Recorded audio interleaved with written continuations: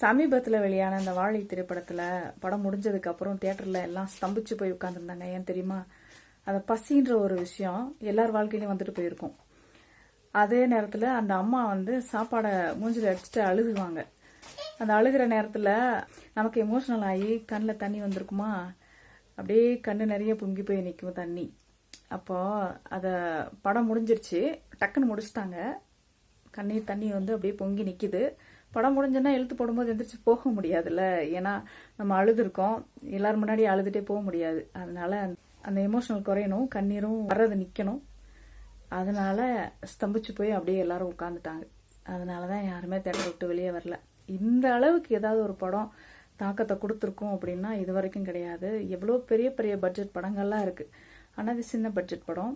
அந்த வாழ்க்கையை வாழ்கிறவங்கள நடிகர்களாக தேர்ந்தெடுத்திருப்பாங்க. அதான் ரொம்ப இயல்பாக எல்லார் மனசையும் இப்போ டச் பண்ணியிருக்கு.